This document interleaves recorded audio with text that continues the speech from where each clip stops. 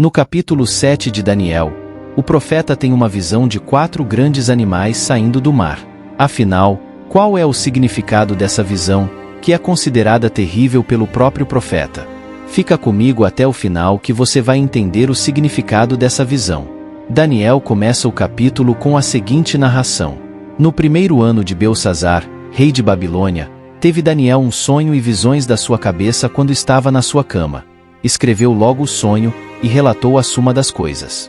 Falou Daniel, e disse: Eu estava olhando na minha visão da noite, e eis que os 4 ventos do céu agitavam o mar grande.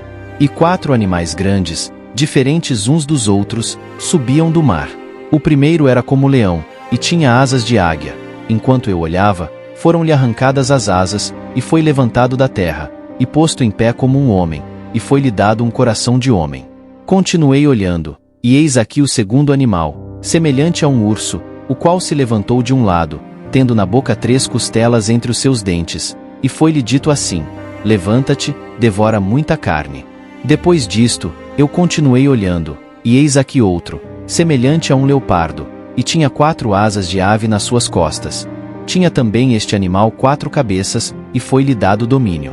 Depois disto eu continuei olhando nas visões da noite, e eis aqui o 4º animal, terrível e espantoso, e muito forte, o qual tinha dentes grandes de ferro. Ele devorava e fazia em pedaços, e pisava aos pés o que sobejava. Era diferente de todos os animais que apareceram antes dele, e tinha 10 chifres. Estando eu a considerar os chifres, eis que, entre eles subiu outro chifre pequeno, diante do qual 3 dos primeiros chifres foram arrancados. E eis que neste chifre havia olhos, como os de homem, e uma boca que falava grandes coisas. Eu continuei olhando, até que foram postos uns tronos, e um ancião de dias se assentou.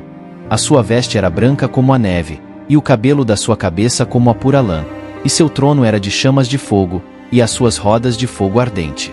Um rio de fogo manava e saía de diante dele, milhares de milhares o serviam, e milhões de milhões assistiam diante dele. Assentou-se o juízo, e abriram-se os livros. Então estive olhando, por causa da voz das grandes palavras que o chifre proferia.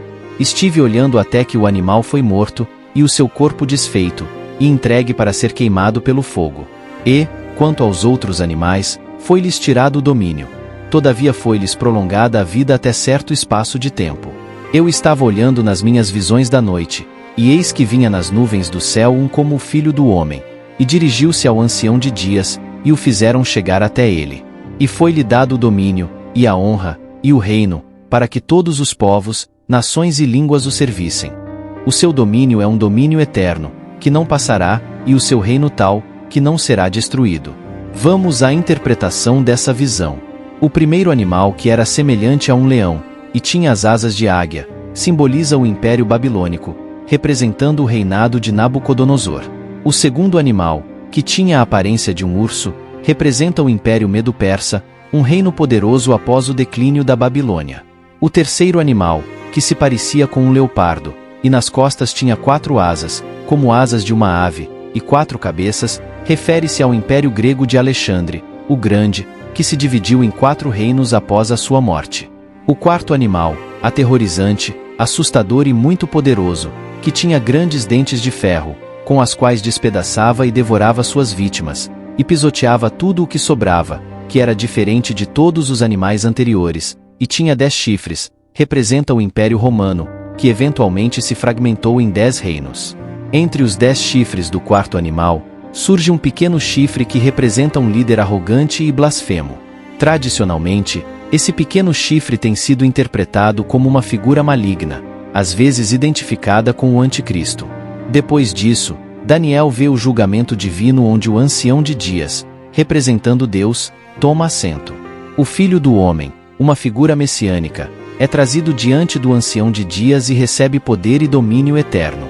A interpretação dessa visão sugere uma série de reinos mundiais que se sucederiam, com o reinado final pertencendo ao Filho do Homem, que é identificado com o Messias ou Cristo. O cumprimento preciso dessas profecias pode ser objeto de debate, mas muitos estudiosos veem cumprimentos parciais nas sucessões de impérios mundiais ao longo da história, culminando na promessa do reinado eterno e universal de Cristo.